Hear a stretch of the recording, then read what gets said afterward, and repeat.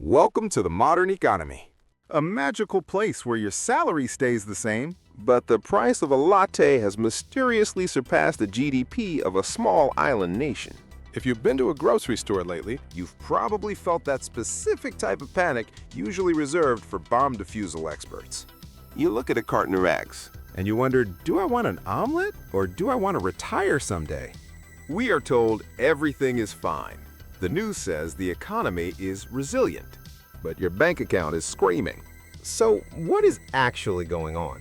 Why does the money in your pocket feel like it's melting? Today, we're going to fix your financial brain. We're going to look at what money actually is, who is printing it, and why keeping cash under your mattress is the worst survival strategy since the invention of the Titanic. To understand why you're broke, we have to go back, way back, before crypto bros and credit scores.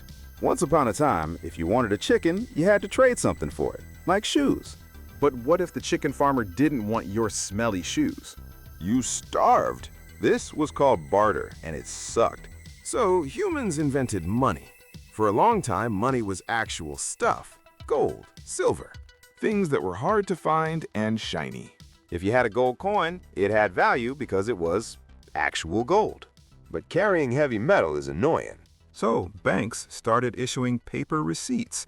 The paper said, "I promise to pay the bearer 1 gold coin." This was the gold standard. Then, in 1971, the U.S. government did a pro-gamer move. They said, hey, remember how this paper represents gold? Just kidding. This is where we are today.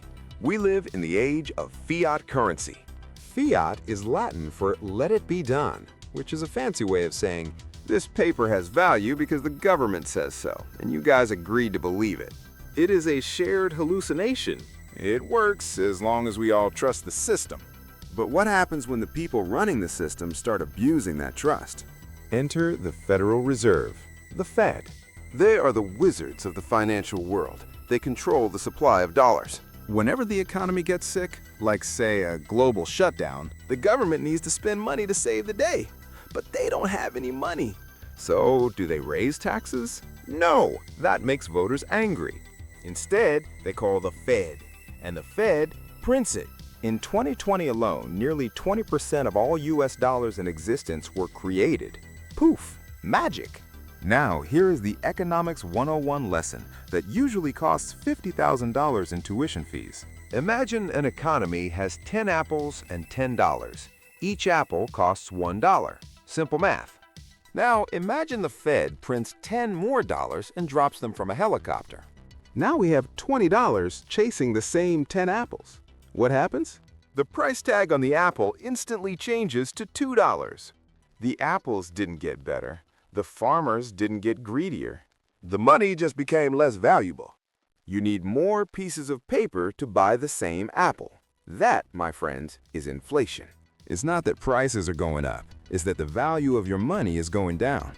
But wait, there's a sneakier way they steal your wealth. It's called shrinkflation. Have you noticed that your bag of Doritos is now 80% nitrogen and 20% chips? Or that your favorite candy bar looks like it went on a diet? Companies know you will freak out if they raise the price from $5 to $7. So instead, they keep the price at $5, but they shrink the product by 15%. They think you won't notice, but we notice. This is hidden inflation, and it is everywhere. Now, you might be thinking, if the government prints money, doesn't everyone get richer? No, and this is the darkest secret of the system. It's called the Cantillon effect. When new money is printed, it doesn't appear in your mailbox. It goes to the big banks, the government, and the large corporations first. They get to spend this new money before prices go up. They buy houses, stocks, and assets while they're still cheap. By the time that money trickles down to you through your wages, prices have already skyrocketed. The rich get the fresh money, you get the inflation. You are literally paying for their party. So how do regular people survive when their wages can't keep up with prices? They borrow. So how do regular people survive when their wages can't keep up with prices? They borrow. The average American carries thousands of dollars in credit card debt. And the interest rates? They are criminal. If you have $5,000 in credit card debt at 20% interest and you only make the minimum payment, you will be paying off that debt for over 20 years. The system loves it when you are in debt. When you are in debt, you are obedient.